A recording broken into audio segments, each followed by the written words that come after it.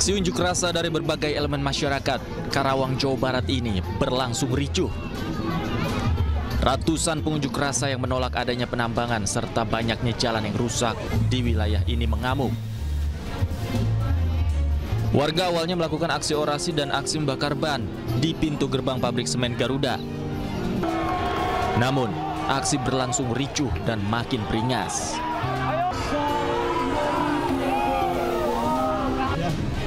Massa yang tidak puas melempari berbagai macam benda ke arah pintu gerbang serta membakar ban. Massa juga membakar pos pengamanan yang berada di depannya. Aksi ini dipicu penolakan penambangan dan protes jalan rusak. Massa ingin bertemu dengan pihak manajemen, namun tidak satupun yang merespon, hingga akhirnya massa marah dan mengamuk. Pada aksi ini, ada pembantu-pembantu rakyat yang kita pilih, yang kita gaji, yang kita fasilitasi kesejahteraan hidupnya hadir di sini. Tapi tanpa kehadiran mereka pun, kita tidak akan pernah mundur. Kita tidak akan meninggalkan lokasi ini sampai betul-betul mereka memundurkan diri atau dipaksa mundur dari tanah Karawang. Aksi ini rencananya dilakukan hingga bertemu oleh pihak manajemen pabrik semen. Dari Karawang, Jawa Barat, Rudi Setiawan, iNews melaporkan.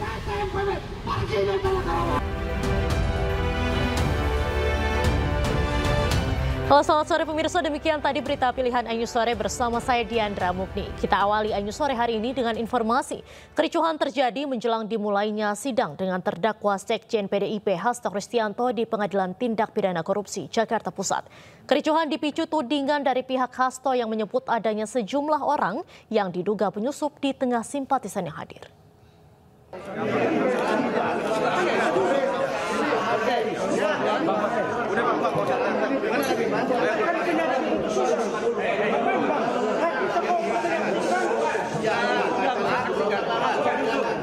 Kita ngapain? Kita menyusup ngapain? Ada bayaran. Bukannya bayaran. Antar kampung kasih yang salah. Ya, jangan dilepas, jangan dilepas. Capek yang lepas. Ini biar nggak mungkin. Udah biar. Jangan ada capek kan ini. Kericuhan terjadi sebelum dimulainya persidangan dengan terdakwa Sekjen PDIP Hasto Kristianto di Pengadilan Tindak Pidana Korupsi Tipikor Jakarta Pusat pagi tadi. Sejumlah orang yang menyaksikan dalam persidangan dituding sebagai penyusup.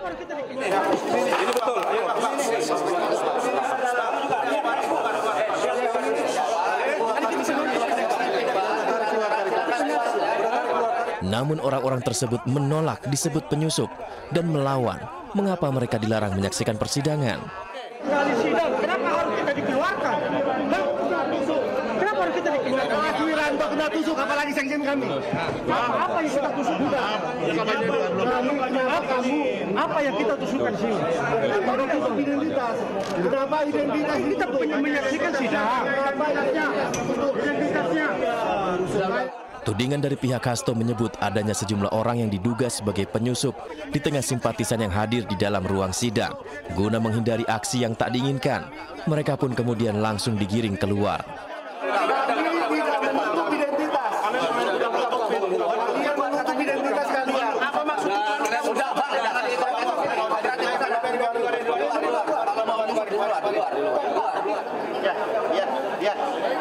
Sini aja. Keributan tak berhenti di dalam sidang. Di luar sidang, sejumlah petugas kepolisian juga turut mengamankan pihak-pihak yang diduga penyusup tersebut.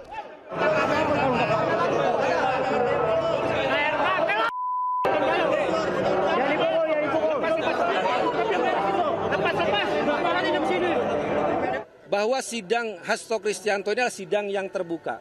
Siapapun yang mau datang menonton dipersilahkan, ya. Tapi yang kami dapatkan adalah penyusup, ya, penyusup dari pihak lawan. Mereka menggunakan kaos yang provokatif, kemudian kaosnya itu juga di luarnya itu dipakai kemeja lain. Jadi mereka menyusup, ya, menyelundup, menyusup, dan itu menurut kami sebuah tindakan yang tidak benar ya, karena bisa memancing, bisa memprovokasi, karena juga di dalam banyak massa dari PDI Perjuangan, dari Satgas, kalau ini dibiarkan bisa akan terjadi keributan. Meski sempat diwarnai keributan, sidang dengan terdakwa Sekjen PDIP Hasto Kristianto yang diagendakan untuk pemeriksaan para saksi tetap berjalan. Dari Jakarta, Rani Sanjaya, Tim Liputan iNews melaporkan. Pemirsa, Hasto Kristianto tanggapi penetapan Hakim Juyanto sebagai tersangka kasus suap minyak mentah. Dengan tegas, Hasto ingatkan Juyanto bahwa kebenaran akan menang.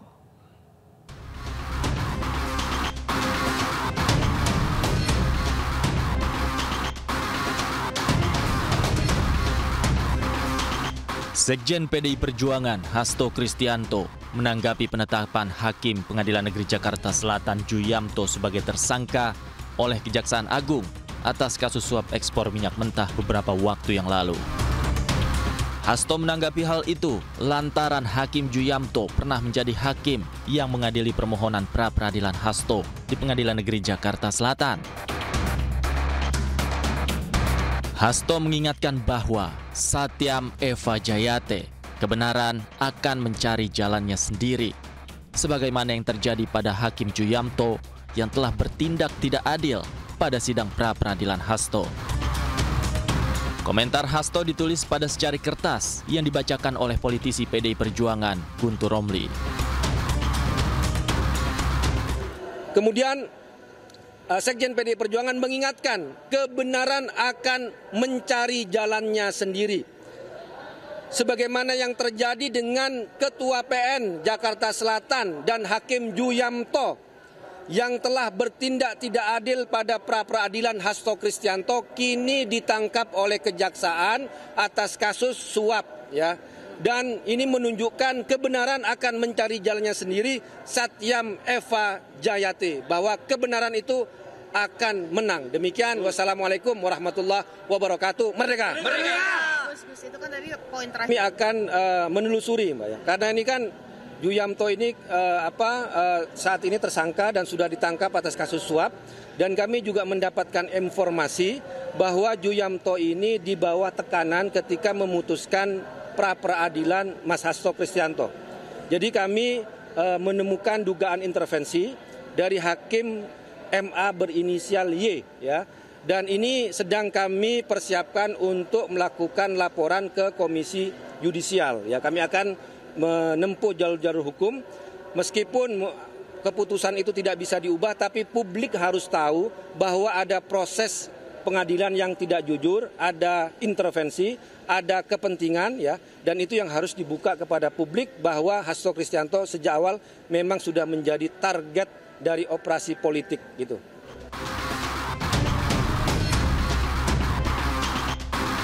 PDI Perjuangan juga akan menelusuri terkait dugaan adanya tekanan terhadap Hakim Juyanto pada saat memutus perkara pra-peradilan Hasto Kristianto beberapa waktu yang lalu. Bukan tanpa alasan, dugaan PDI Perjuangan itu diperkuat dengan status Hakim Juyanto yang saat ini merupakan tersangka suap vonis bebas kasus ekspor minyak mentah. Dari Jakarta, Tim Liputan iNews melaporkan. Sekretaris Jenderal PDIP Perjuangan Hasto Kristianto jalani sidang lanjutan dalam kasus dugaan suap pengurusan penggantian antar waktu tersangka Harun Masiku. Setelah nota keberatan Hasto ditolak, sidang memasuki agenda pemeriksaan saksi. Islam semua ya. Dua saksi yang digali keterangannya yakni mantan Ketua KPU RI Arief Budiman dan mantan Komisioner KPU RI Wahyu Setiawan. Sementara satu orang saksi lainnya berhalangan hadir lantaran dipanggil jaksa penuntut umum yakni mantan anggota Bawaslu Agustiani Tio Fridelina. Sejumlah elit PDI Perjuangan juga tampak hadir mengawal sidang Hasto hari ini yakni Ganjar Pranowo, Jarod Saiful Hidayat, Deddy Sitorus hingga Guntur Romli. Ataukah sudah sempat geser lagi ke sana Pak, sampai bagian akhir Pak. Pemirsa, selengkapnya kita akan langsung bergabung dengan rekan Hamzah Hasibuan yang berada di Pengadilan Tindak Pidana Korupsi Jakarta Pusat. Halo, selamat sore Hamzah, bagaimana jalannya sidang hingga sore hari ini? Apakah sidang masih berlangsung? Ya, selamat sore Diandra dan juga pemirsa. Betul sekali terkait dengan sidang lanjutan dugaan suap pengurusan pergantian antar waktu yang menjerat Harun Masiku dan juga Sekjen PDIP Hasto Kristianto ini masih berlangsung hingga sore ini. Sebelumnya dikabarkan bahwa jaksa penuntut umum dari pihak KPK ini memanggil 3 saksi, yaitu mantan Ketua KPU RI Arief Budiman, kemudian mantan Komisioner KPU RI Wahyu Setiawan dan juga mantan anggota Bawaslu RI Agustiani Tio Fridelina, di mana berdasarkan pantauan kami sejak pagi tadi ini sudah ada 2 saksi yang diperiksa oleh pihak jaksa penuntut umum dan juga pendamping hukum dari Hasto Kristianto, yaitu Wahyu Setiawan dan juga Arief Budiman, di mana Agustiani Tio Fridelina ini berhalangan hadir dan kami juga masih belum bisa mengonfirmasi alasan ketidakhadiran dari mantan anggota Bawaslu RI tersebut. Sejak pagi tadi ini sudah ada 2 saksi, di mana kedua saksi dari KPU RI ini diperiksa terkait dengan kasus dugaan suap terkait dengan pergantian antar waktu yang melibatkan Harun Masiku sebagai anggota DPR RI pada periode 2019 hingga 2024. Sebelumnya ini pihak Hasto juga sudah mengajukan nota keberatan ataupun eksepsi pada Jumat 11 April 2025 kemarin. Namun Majelis Hakim ini menolak keseluruhan dari eksepsi Hasto sehingga hari ini dilakukan ataupun dilaksanakan sidang perdana pemeriksaan saksi yang memanggil 2 dari anggota KPU RI. Hingga saat ini kami juga masih belum melihat adanya saksi lainnya, yaitu Agustiani Tio Fridelina yang kemungkinan besar akan dipanggil lagi pada agenda ataupun jadwal sidang selanjutnya, Diandra dan juga pemirsa. Sebelumnya ini Hasto didakwa oleh jaksa penuntut umum dari KPK melakukan penyuapan terhadap mantan komisioner KPU RI yaitu Wahyu Setiawan sebesar 600 juta rupiah dan mengandalkan Doni Tri Istiqomah sebagai tangan kepercayaannya. Hingga saat ini kami juga akan kembali mengupdate, Diandra, apakah nantinya akan ada saksi lain ataupun saksi tambahan dalam persidangan kasus Hasto Kristianto. Sementara itu, Diandra. Baik, terima kasih Hamzah Hasibuan atas laporan Anda langsung dari Pengadilan Negeri Jakarta Pusat. Selamat kembali bertugas. Pemirsa, sidang atas terdakwa Sekjen PD Perjuangan Hasto Kristianto masih terus bergulir di Pengadilan Tipikor pada Pengadilan Negeri Jakarta Pusat. Sebelumnya Hasto diduga terlibat penyuapan dan merintangi penyidikan kasus Harun Masiku.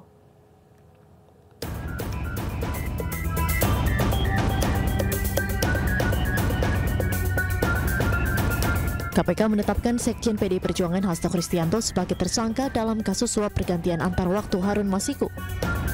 Komisi Anti Rasuah menemukan bukti Hasto bekerja sama dengan Harun Masiku melakukan upaya suap kepada ex-komisioner KPU Wahyu Setiawan untuk meloloskan Harun Masiku sebagai anggota legislatif melalui mekanisme pergantian antar waktu. KPK juga menemukan bukti lain saat Hasto berupaya merintangi penyidikan dengan meminta pegawainya menelpon Harun Masiku saat operasi tangkap tangan KPK pada Januari 2020 silam.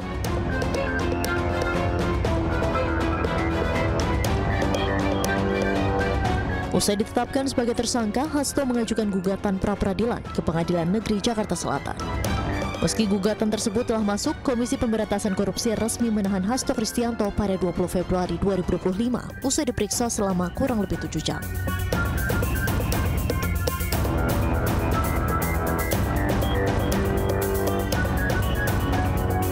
Namun permohonan pra-peradilan tersebut ditolak hakim karena tidak memenuhi syarat formil lantaran dalam 2 sprindik yang dipermasalahkan pemohon tidak diajukan dalam 2 permohonan, melainkan hanya 1 permohonan. Dengan demikian, status tersangka Hasto Kristianto oleh KPK dinyatakan sah. 1 hari setelah pra-peradilannya ditolak, Hasto kembali mengajukan gugatan pra-peradilan ke Pengadilan Negeri Jakarta Selatan. Namun lagi dan lagi, dalam sidang pra-peradilan jilid kedua Hasto, pengadilan melalui hakim tunggal pada Pengadilan Negeri Jakarta Selatan, Afrizal Hadi, menggugurkan gugatan pra-peradilan Hasto Kristianto. Pra-peradilan gugur karena berkas Hasto telah dilimpahkan oleh KPK ke Pengadilan Tipikor Jakarta Pusat. Kini sidang kasus dugaan suap pengurusan penggantian antar waktu anggota DPR untuk Harun Masiku dan perintangan penyidikan atas terdakwa Hasto Kristianto masih bergulir di Pengadilan Tipikor pada Pengadilan Negeri Jakarta Pusat. Dari Jakarta, tim liputan iNews melaporkan. Anda kembali di iNews Sore, pemirsa. Dokter spesialis kandungan yang videonya viral lantaran melecehkan seorang pasiennya di sebuah klinik di Garut, Jawa Barat ditetapkan sebagai tersangka. Penetapan tersangka atas laporan seorang wanita yang mengaku dilecehkan di kamar kos pelaku.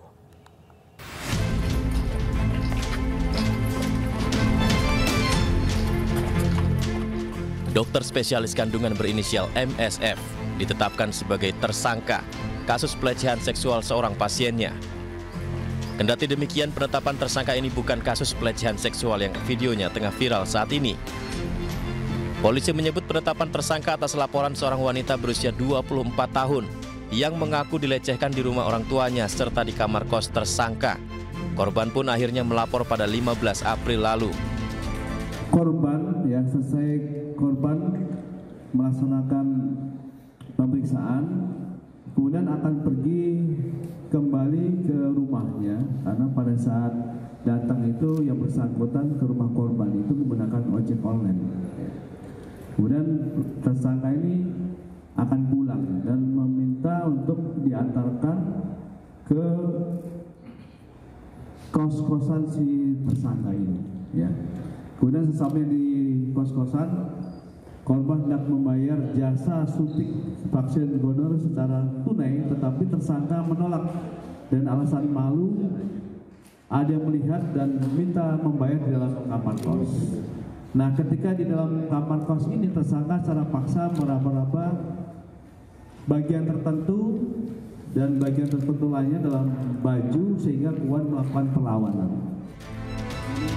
Sementara itu terkait dugaan pelecehan seksual yang videonya tengah viral, polisi menyebut korban hingga kini belum membuat laporan resmi. Jawab yang terkait BB flash disk ya, itu BB flash disk itu adalah kopi dari decoder CCTV yang sempat viral dan isinya adalah yang viral itu tadi, yang sempat menjadi viral di media sosial. Decoder dan peralatan sudah kita amankan. Kemudian kita juga copy untuk keaslian, untuk mencari apakah video tersebut identik dengan apa yang viral selama ini.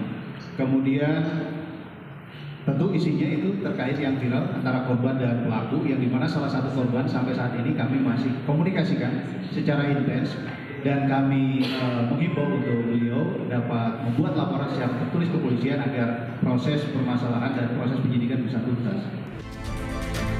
Sebelumnya, video dugaan pencabulan yang dilakukan dokter kandungan MSF terhadap pasiennya di sebuah klinik di Garut beredar di media sosial. Aksi dugaan pencabulan terekam dari kamera CCTV ruangan.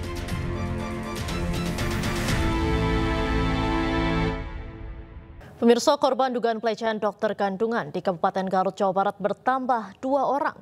Hal itu diketahui usai 2 warga asal Garut mengadu sekaligus melaporkan ke Gubernur Jawa Barat Deddy Mulyadi di Gedung Pakuan Bandung pada Rabu kemarin.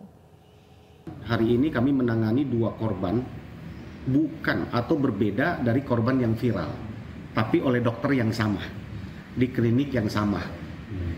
Kalau yang viral itu kan yang USG itu kan. Iya. Nah, kalau ini perlakuannya satu ada yang oleh dokter, oknum dokter yang sama ini ya diperlakukan, dipelecehkan klien kami ada 2 orang ya. Satu adalah di raba-raba, lalu dipeluk, lalu dipaksa untuk buka bajunya, lalu ditendang oleh klien kami ini. Lalu tidak terjadilah ruda paksa. Satu. Yang satu lagi adalah ini baru selesai ini katanya di raba-raba ya, dilecehkan lah ya dan melapor. Jadi 2 korban inilah yang melapor kepada kami. Artinya ada korban lain lagi yang kepada oknum dokter ini ya, bukan di rumah sakit tapi di klinik. Berarti total dari dokter yang di Garut ini untuk pelaku yang sama ada 3. Ya, yang sudah ke kami 2 ya. Kalau lihat yang video viral itu 1 kan, kalau itu betul oleh dokter yang sama kan berarti minimum ada 3 nih. Ya, karena di luar yang ada yang beredar di video itu, ini ada 2 korban. Ya, dokter ini sudah ditahan, sudah diproses hukum di Polres Garut. Pemirsa, dokter yang diduga mencabuli pasiennya saat pemeriksaan kandungan di sebuah klinik di Garut telah ditetapkan sebagai tersangka. Pemerintah memastikan akan memberikan perlindungan dan bantuan hukum kepada korban.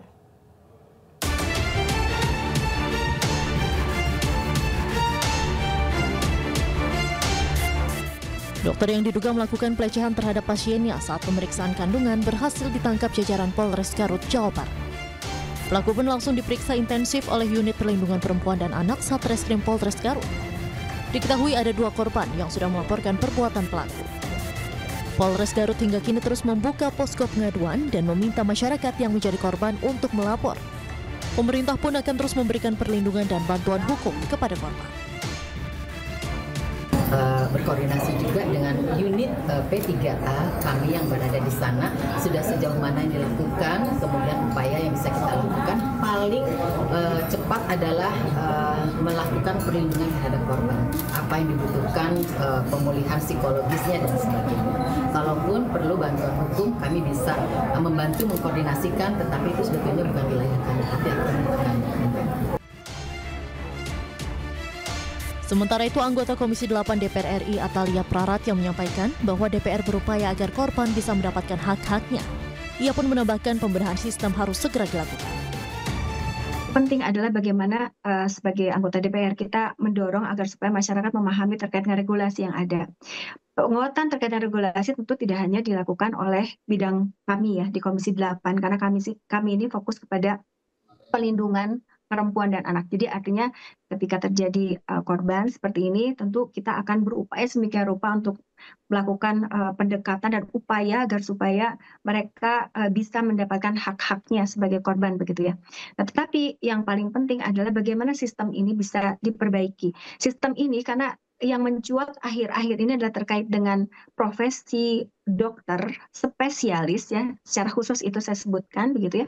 Artinya harus ada upaya juga dari institusi pendidikan.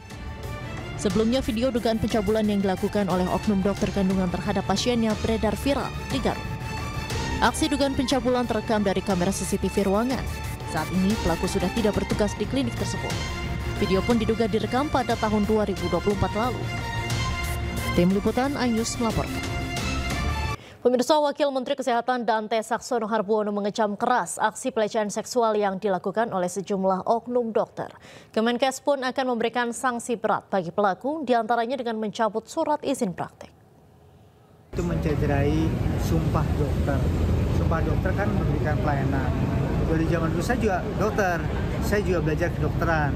Jadi saya tahu bagaimana kita dididik etika untuk menjalankan profesi ini. Apalagi kalau ada kegiatan-kegiatan yang bersifat asusila, maka nanti ini akan ditindaklanjuti tidak hanya dari aspek etikanya, tetapi akan ditindaklanjuti dari aspek hukum dan aspek legalitas aturan-aturannya. 3 komisi DPR RI bertemu Direksi Rumah Sakit Hasan Sadikin Bandung dan Unpad terkait kasus pemerkosaan dokter residen di RSHS. Sayangnya pertemuan tidak dihadiri oleh Direktur Utama RSHS Rahim Dinata yang seharusnya bertanggung jawab penuh atas kasus ini.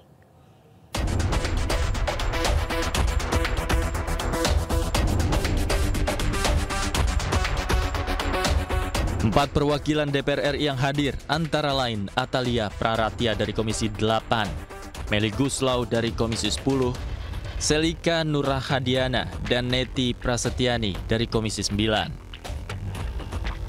Dalam pertemuan, wakil rakyat ini mempertanyakan sistem dan perbaikan dari berbagai sektor kepada pihak Rumah Sakit Hasan Sadikin yang dihadiri oleh Direktur SDM Fitra Hergiana.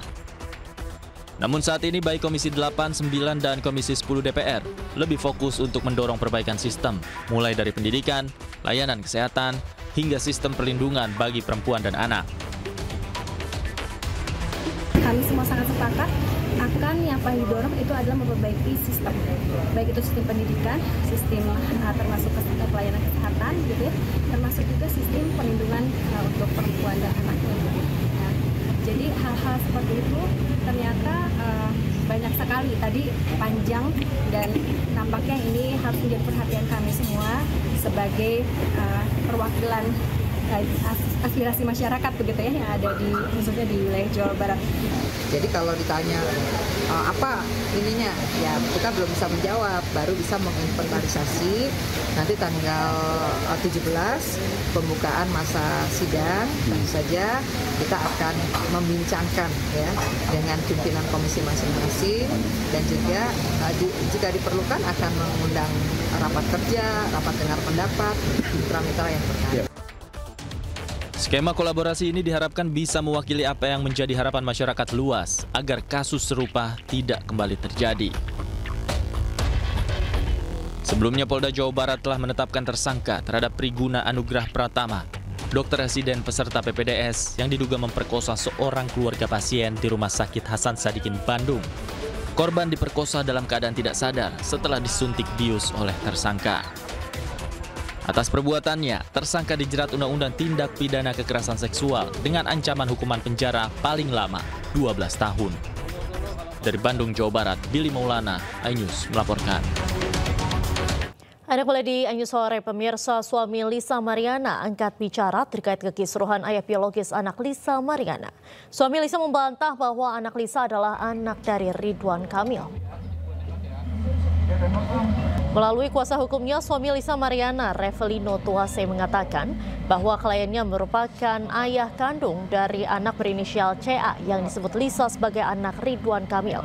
Keterangan ini dibuat agar tidak ada informasi yang simpang siur dan merugikan sejumlah pihak. Akan mengadakan konferensi pers di sini dari anak yang dilahirkan yang berinisial LN bernama atau yang berinisial CA, menurut pengakuan klien kami adalah hasil hubungan dengan LM, ya.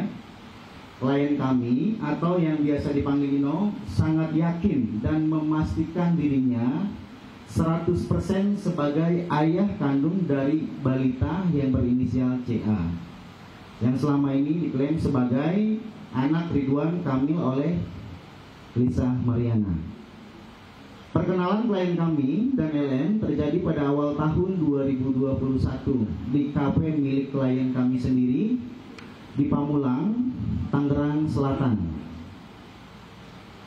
Kemudian pada bulan Maret tahun 2021, klien kami dan LM pergi ke sebuah tempat hiburan malam di kawasan SCBD Jakarta Selatan, ya.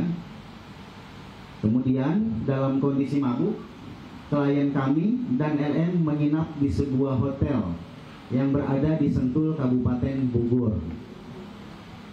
Disinilah klien kami pertama kali mengaku berhubungan badan dengan LM.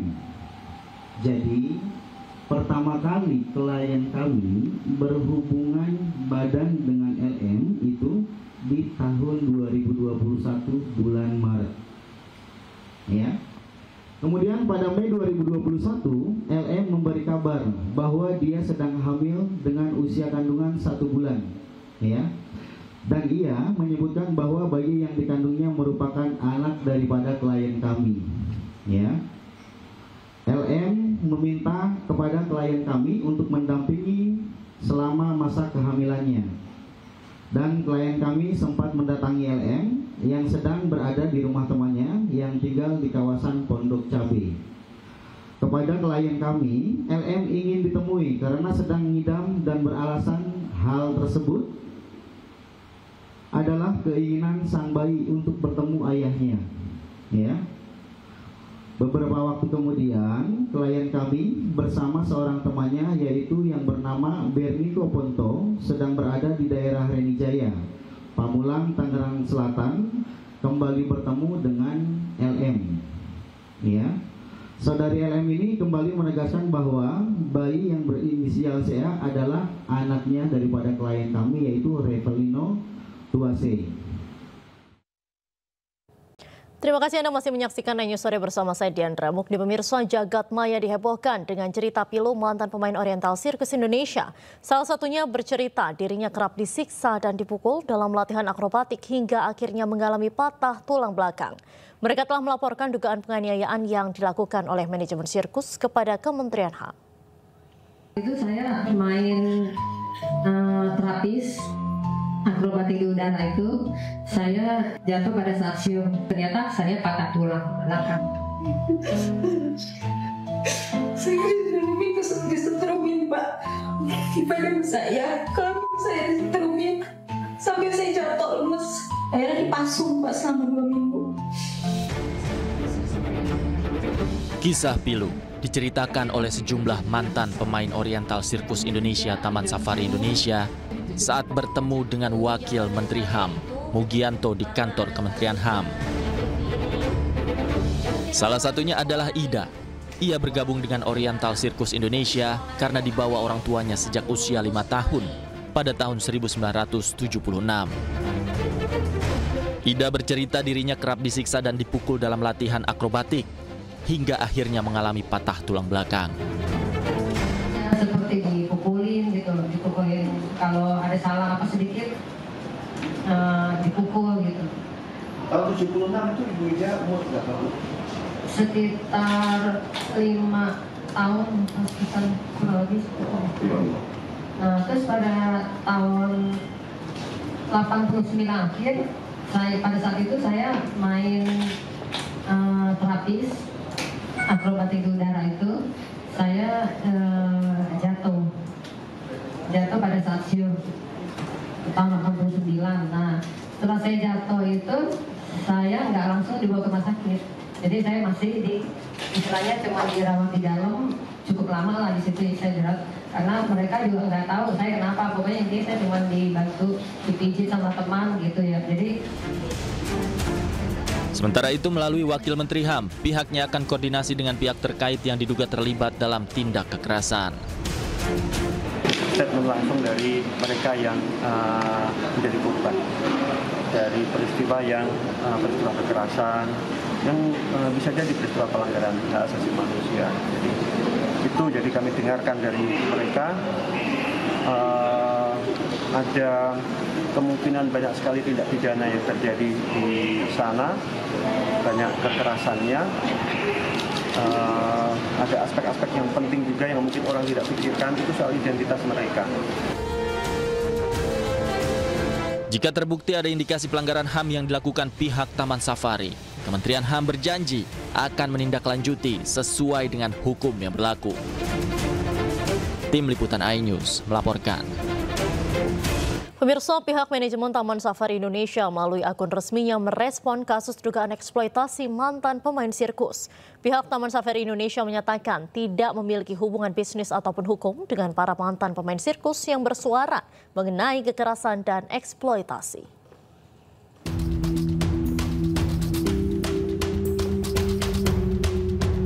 Beredar di media sosial aduan sejumlah mantan pemain sirkus kepada Kementerian Hukum dan HAM. Kedatangan mereka yakni untuk bersuara mengenai kekerasan dan eksploitasi yang kerap dialami selama menjalani latihan maupun tampil di panggung ketika berada di Taman Safari Cisarua, Bogor, Jawa Barat. Sementara itu, melalui akun resminya, Heart Office Taman Safari Jakarta menegaskan pihak Taman Safari tidak ada kaitannya dalam permasalahan yang bukan menjadi bagian dari tanggung jawabnya, karena Oriental Circus Indonesia bukanlah bagian dari Taman Safari Indonesia. Dari Bogor, Jawa Barat, Wildan Hidayat, iNews melaporkan. Kita beralih ke informasi lain, pemirsa. Kepala Badan Penyelenggara Jaminan Produk Halal, Babe Haikal, kunjungi dapur makan bergizi gratis di kawasan Era Mas Cakung, Jakarta Timur.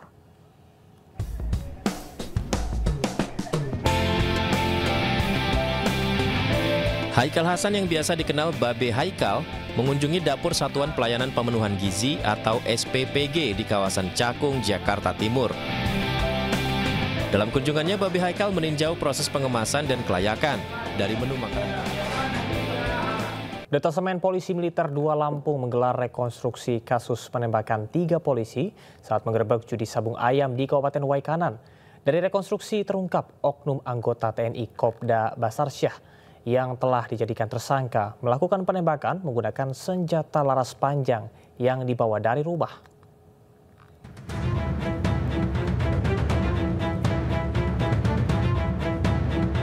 Tim penyidik Detasemen Polisi Militer 2 Lampung menggelar rekonstruksi kasus gugurnya 3 polisi saat menggerebek judi sabung ayam di Desa Karangmanik, Kecamatan Negara Batin, Kabupaten Waikanan pada Kamis 17 April 2025. Rekonstruksi digelar di lapangan Satuan Logistik Korem 043 Garuda Hitam dengan menghadirkan tersangka penembakan Kopda Basarsyah, tersangka perjudian Peltu Lubis, dan Aibtu Kapri Sucipto.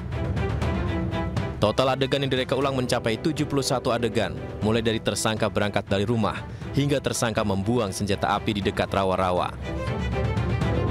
Dari reka adegan ke-43, korban yang pertama ditembak oleh pelaku yakni Aibda Anumerta Petrus Aprianto saat di pinggir jalan akan mendekati pelaku. Kemudian AKP Anumerta Lusianto yang juga berada di pinggir jalan di reka adegan ke-48. Lalu Pribtu Anumerta, M. Galip Surya, dan adegan ke-54 di dalam kebun singkong.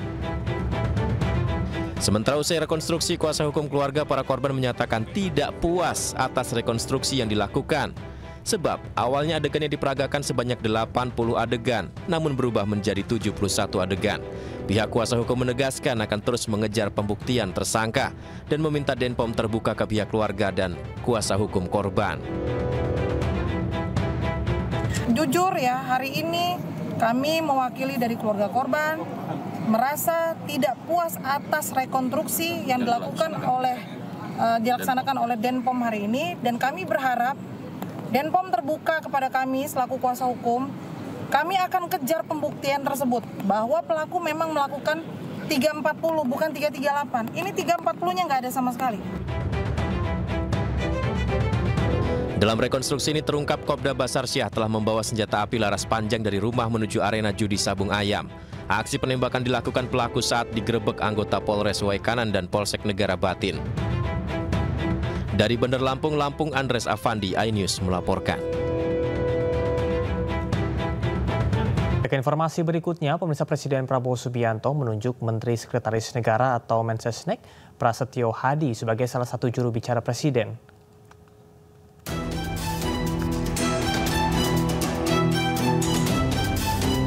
Saat dikonfirmasi, Menteri Sekretaris Negara Prasetyo Hadi membenarkan menjadi salah satu juru bicara Presiden Prabowo, tetapi tidak perlu pelantikan untuk menjadi juru bicara.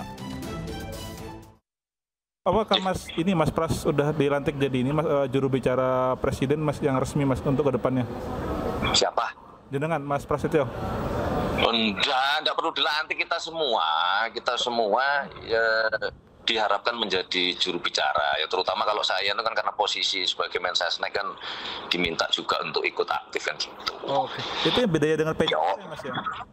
Nggak ada, semua barang PCO tetap. Nah kita juga tetap diminta untuk membantu gitu. Oke. Ini kan evaluasi kemarin kebijakan komunikasi Presiden yang sering dianggap blunder gitu apa gimana sih Mas? Atau enggak juga. Enggak lah, ini hanya untuk memperkuat, karena itu kan kewajiban kita kan. Kalau kemudian dianggap ada yang kurang, itulah makanya kita perbaiki. Kita pemerintah memperbaiki, Bapak Presiden sendiri kan juga secara terbuka menyampaikan kalau ada kekurangan, ya kita sadarin, akan kita perbaiki. Kira-kira begitu Mas. Penugasan baru kepada Mensesnek Prasetyo sebagai juru bicara Presiden dianggap memperkuat komunikasi pemerintah kepada publik. Sementara Prasetyo membantah jika penunjukan dirinya menjadi jubir disebabkan oleh sejumlah kebijakan komunikasi Presiden yang dinilai blunder. Tim Liputan iNews melaporkan. Terima kasih, Anda masih di iNews Sore bersama saya Camar Haenda. Jalan tol yang mengarah Pelabuhan Tanjung Priok, Jakarta Utara macet parah hingga 9 km. Macet juga terjadi di jalan arteri hingga membuat pengguna angkutan umum serta mobil ambulans yang sedang membawa pasien terjebak kemacetan hingga berjam-jam.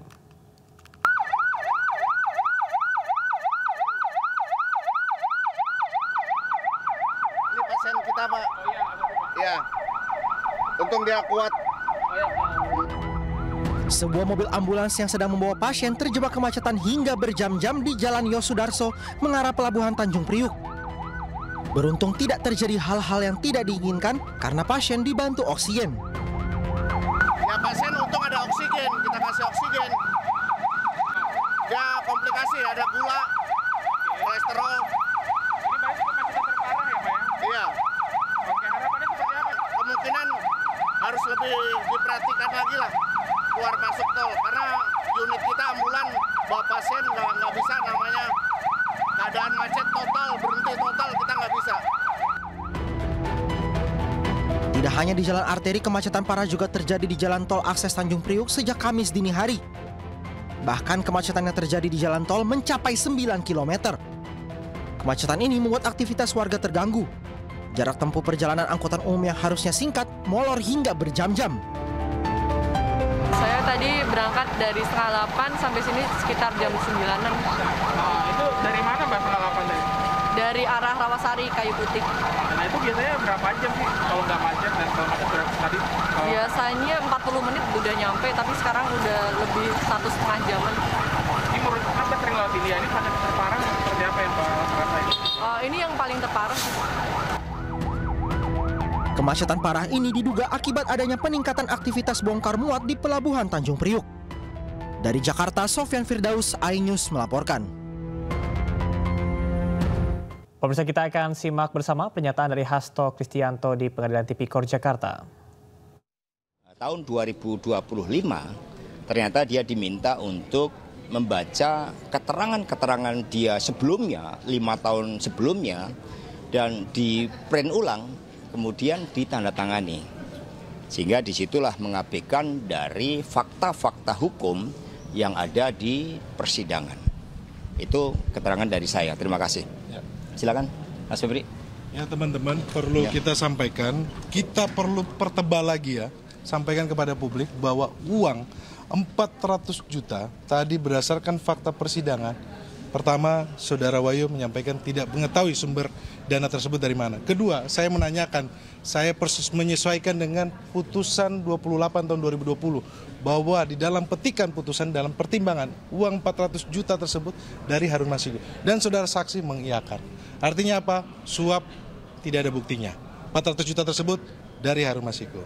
Kemudian yang menjadi aneh adalah tiba-tiba ada pertanyaan yang saya baca BAP ya. Ini BAP dari 2020 dan BAP 2025 hampir semuanya sama. Artinya apa? Ini daur ulang. Kemudian ada satu pertanyaan. Satu pertanyaan itu juga pun yang saya menanyakan bahwa dia hanya mendengar bahwa Saudara Doni dan Saudara Saiful merubah keterangannya. Saya menanyakan, merubah itu dalam kaitannya apakah dia diperiksa yang pertama kali atau yang kedua kali. Saudara saksi juga pun ragu-ragu. Artinya apa teman-teman? Ini membuktikan bahwa kasus ini adalah kasus pesanan politik. Kasus ini adalah muatannya politik. Kasus yang didaur ulang. Yang pertanyaannya ini sudah pernah diuji.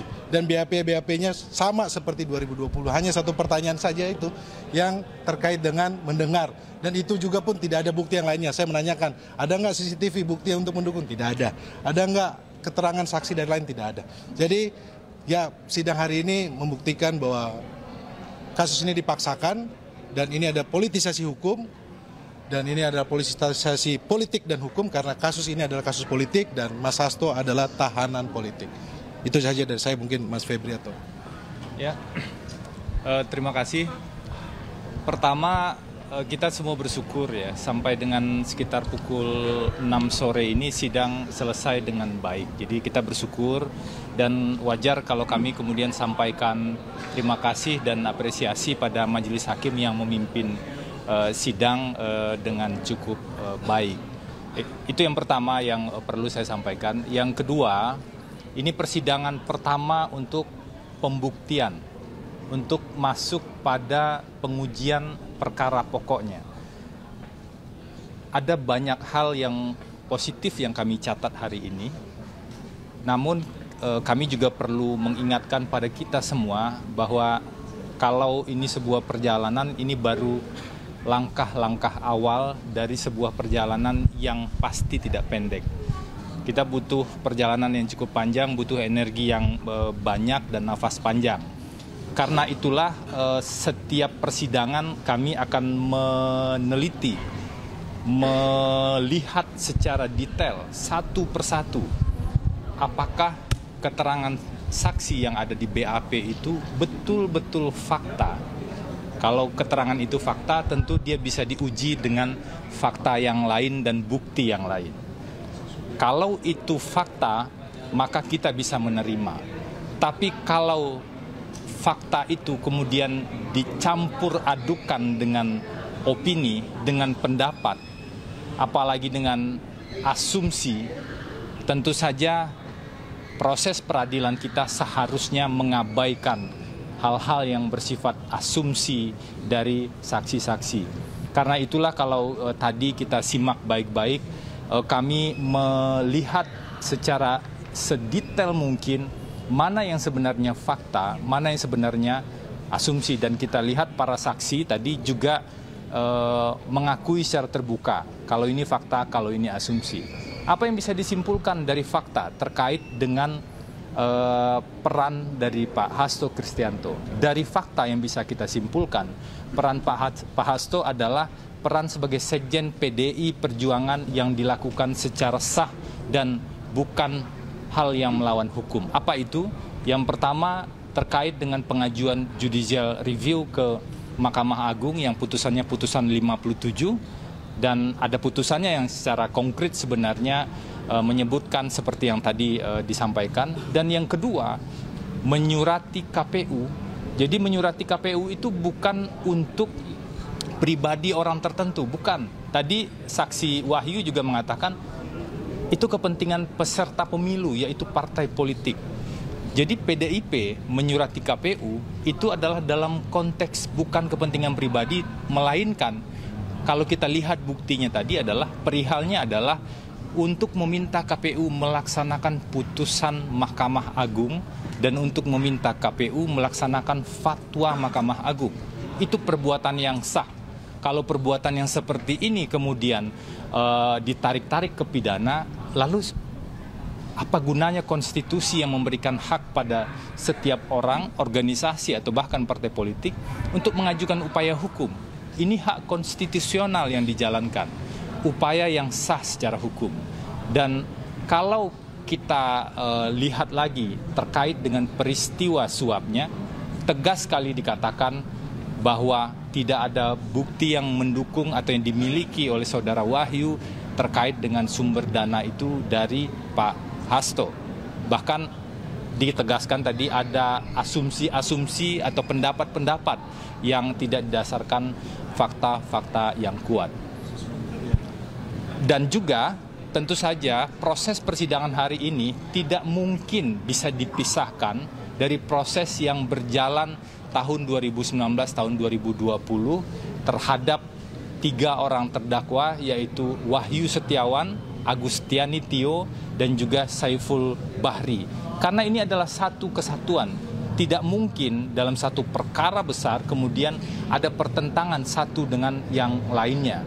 Bahkan kalau ada pertentangan, itu menjadi salah satu alasan untuk upaya hukum luar biasa. Artinya seharusnya tidak boleh ada pertentangan antara satu perkara yang sudah berkekuatan hukum tetap dengan perkara lainnya. Dan satu poin lagi, ini sekaligus sebagai edukasi pada publik, karena melalui teman-teman wartawan yang biasa meliput di pengadilan, kita betul-betul, kalau tadi harus memisahkan antara fakta dengan opini atau dengan asumsi, ada satu hal lagi yang juga penting. Di hukum itu dikenal dengan testimonium de auditu, atau dalam bahasa sehari-harinya kabar burung.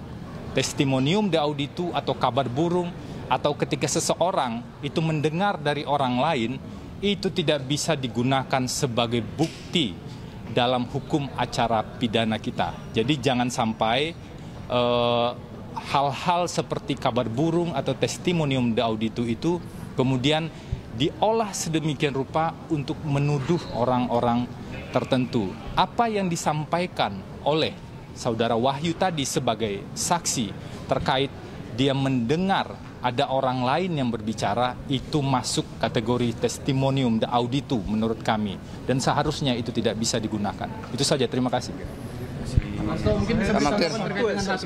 Satu lagi saya kira ya yang penting untuk kita lihat ya dari fakta persidangan ini soal permintaan uang ya. Meskipun sudah jelas tadi dikatakan oleh saudara Wahyu bagaimana sikap dari KPU terhadap judicial review dan juga terhadap fatwa Mahkamah Agung. Ketika itu sudah selesai dibicarakan dan dianggap itu tidak mungkin ada perubahan, ya, tetapi malah justru saudara Wahyu tetap berbicara dan terus-menerus berkomunikasi yang kemudian ujungnya adalah minta uang. Nah, yang kami khawatir, kami duga mestinya ini yang didalami sebenarnya oleh pihak KPK. Bahwa ini ada pemerasan yang dilakukan oleh pejabat negara. Ya. Tetapi malah justru sekarang ketika pemerasan itu dilakukan, hasilnya justru orang lain yang didakwa atau diakan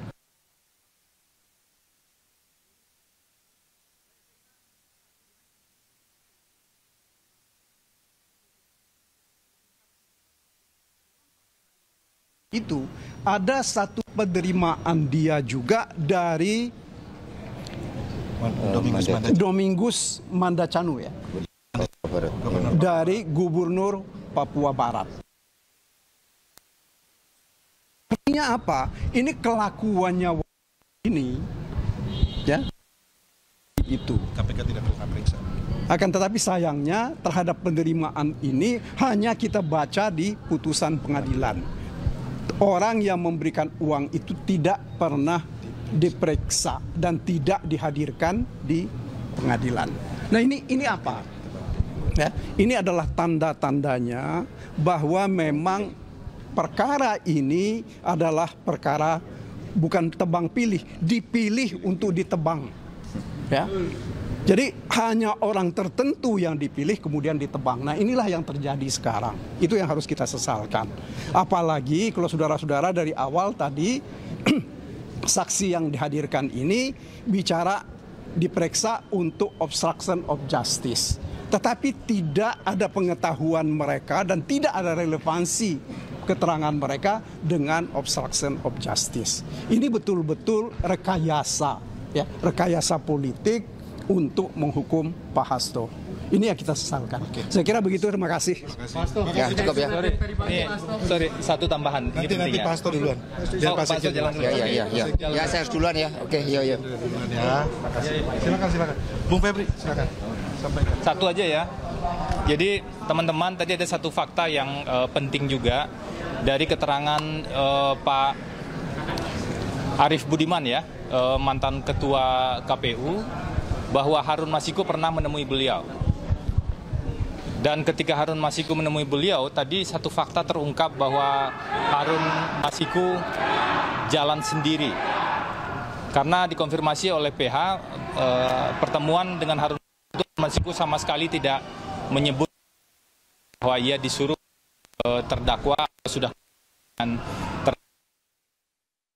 Kita ke informasi lain, pemirsa. MNC Peduli mendukung Universitas Prasetya Mulia menyelenggarakan kegiatan sosial fun run di area Car Free Day Sudirman, Jakarta Pusat.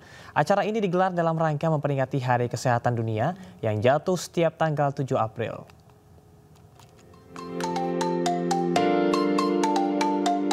Ratusan peserta Social Fun Run yang digelar Universitas Prasetya Mulia dan didukung MNC Peduli sangat antusias mengawali lari maraton sejauh 5 km di area Car Free Day Jalan Jenderal Sudirman, Jakarta Pusat.